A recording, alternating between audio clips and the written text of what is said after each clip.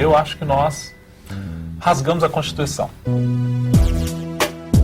A reação das cotas está nesse ponto. Nós estamos disputando o poder da sociedade. O poder que sempre foi desigual. Os estragos já começaram.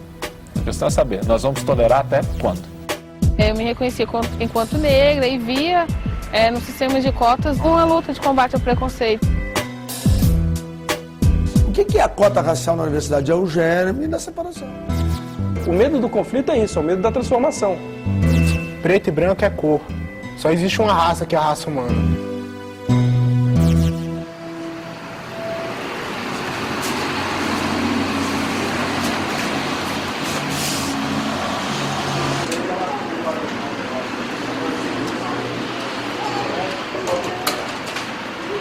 Eu decidi fazer uma universidade porque em um momento anterior da minha vida eu estava sem uma perspectiva assim muito profunda de um curso superior, né? Já sabia do ProUni, já sabia do FIES, mas eu não tinha uma expectativa muito grande de estudar na UNB.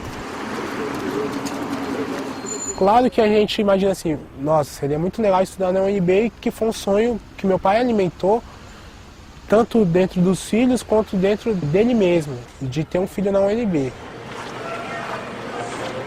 Eu fiquei sabendo das cotas pelo meu irmão, não as cotas como uma forma mais fácil de entrar. Eu concorreria com negros que estavam em igualdade de condições históricas e escolares à minha.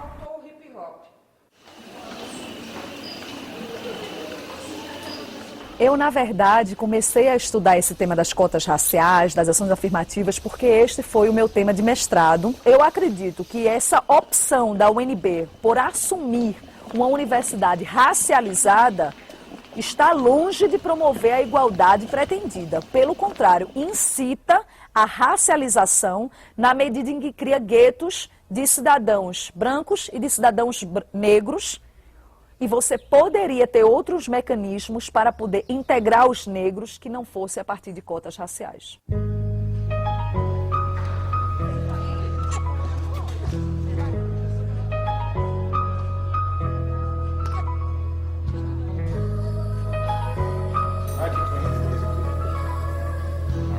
Eu tenho acompanhado o debate sobre cotas raciais ativamente, tanto como lendo e colocando a minha opinião no blog que eu escrevo e que é muito lido aqui na cidade de Brasília.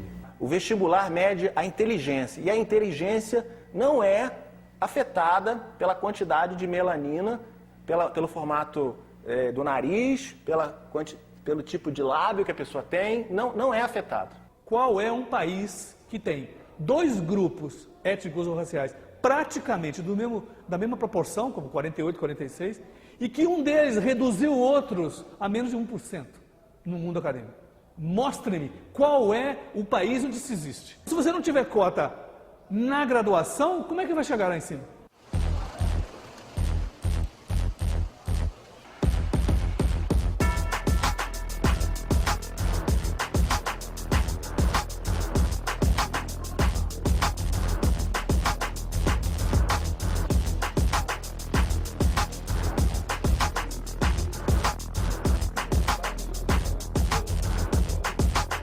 Eu tentei cotas vestibular no terceiro ano, no meio do terceiro ano, e foi o primeiro vestibular que eu fiz e eu passei. Eu fui tentar a cota só em 2005, que foi quando eu consegui ingressar no UNB, no segundo semestre de 2005. Eu vim de uma família, meu pai é semi-analfabeto, minha mãe é analfabeta. Sou bisneto de escravo. Meu pai nasceu no sistema de semi-escravidão. E eu fui o primeiro da minha família a entrar na universidade, seja ela qualquer, pública ou privada. Ninguém na minha família já tinha cursado universidade pública. Aliás, ninguém na minha família que eu saiba tinha cursado uma universidade. O que acabou há 120 anos foi a escravidão. O racismo se fortificou há 120 anos. O debate posterior do Estado e das políticas do Estado no século XX foram políticas de ampliação do racismo no Brasil. Não foram políticas de desconstituição do racismo no Brasil. Cota racial não é racismo, porque ela não faz a mesma coisa que faz o racismo, hierarquizar grupos raciais, não. Ela se propõe a igualar esses grupos raciais. Eu entrei na universidade que poucos negros entravam, e saio de uma universidade onde muitos negros entram.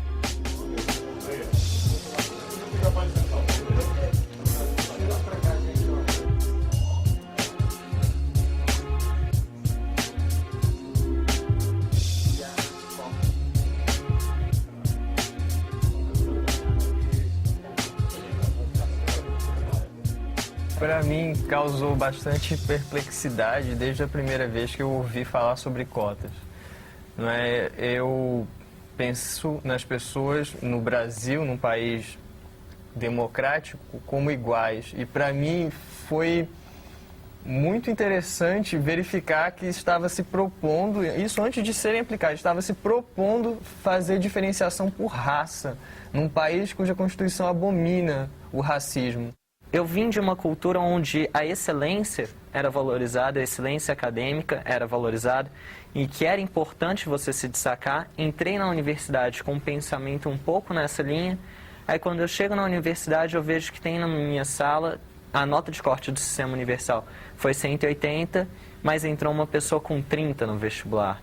Aí eu fico pensando, pô, essa pessoa que entrou com 30, ela tirou a vaga de um garoto que tirou 175. A questão é quando você tem esse estudo, você passa, você se dedica mais e você encontra um colega seu que dividiu os mesmos professores, os mesmos círculos e tá lá e passou por cotas. Essas são pessoas assim que não tiveram nenhuma dificuldade na vida acadêmica para entrar numa universidade do que eu tive.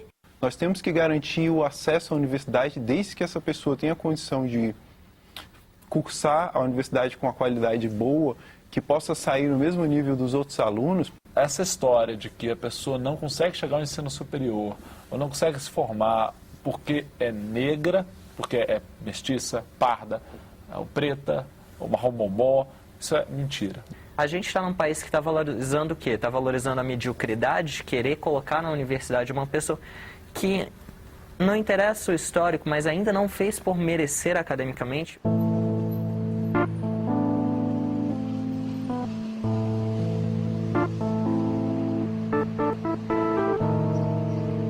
Meus pais são nordestinos, do interior do Pernambuco. Eles começaram a trabalhar muito cedo, né?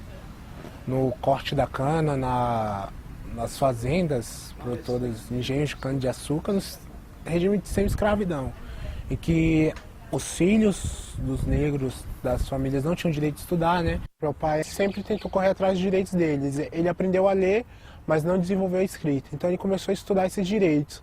E como cidadão, ele sempre primou por esse direito de ter uma escola para os filhos dele estudar, uma escola de qualidade.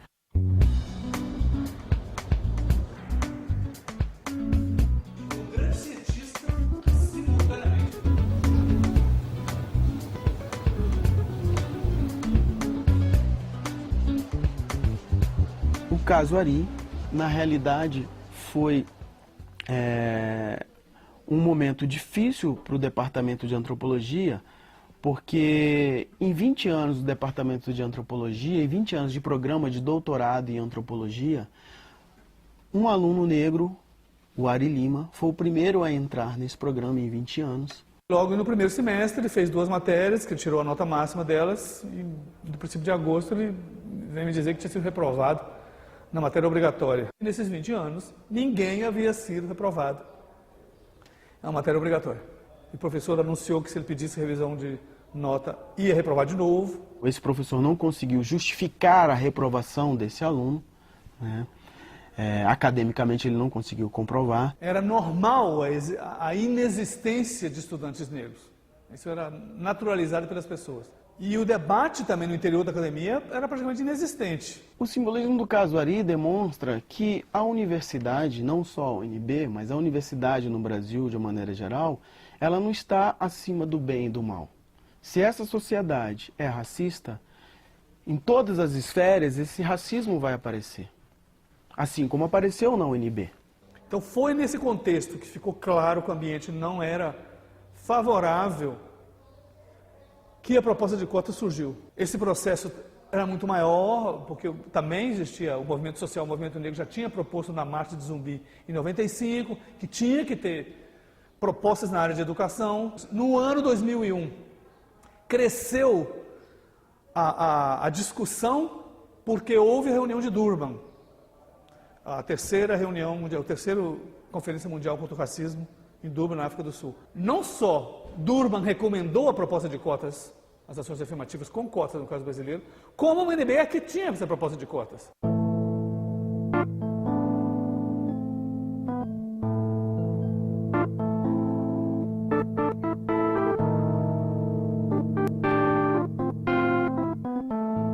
Não houve uma discussão ampla, se dizem que houve mentira, houve uma discussão apenas no Conselho Universitário. Quando me perguntaram no meu departamento, eu falei que eu era contra, sempre fui contra, mas a minha opinião não serviu para nada. E a mesma forma que a opinião de centenas de colegas não serviu para nada.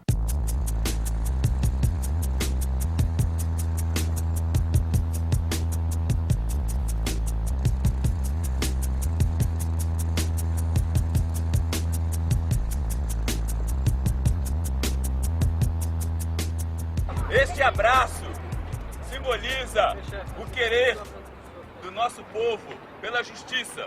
Os filhos desse sol das mães, gentil, pátria amada, Brasil.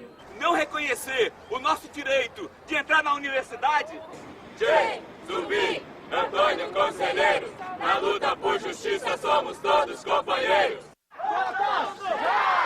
Parem de perseguir a comunidade negra.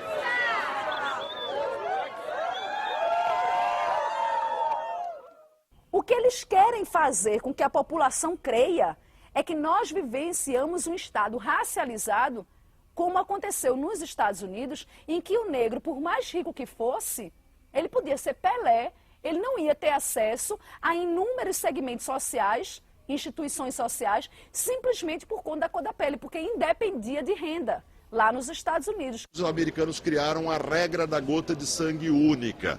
Pela regra da gota de sangue única, se você tem um ancestral negro de qualquer geração, você é negro. E por essa regra pode-se aplicar leis de segregação, porque cada indivíduo terá um lugar definido na aquarela das raças. Boa noite, né? Vamos começar aqui nossa reunião, essa audiência do coletivo de articulação em defesa das cotas. A posição da UNB em relação às cotas já está tirada, a UNB é favorável às cotas. Tem que avançar na constituição desse projeto na sociedade. O que a gente está querendo é potencializar, digamos assim, essa discussão. Precisa de ações como vocês bem disseram. As cotas são necessárias num país como este, que se aproxima da apartação, do apartheid, e que, para se desenvolver plenamente, precisa integrar esta força social que é no país representada por uma maioria de negros e de pardos excluídos do seu melhor desempenho. Me senti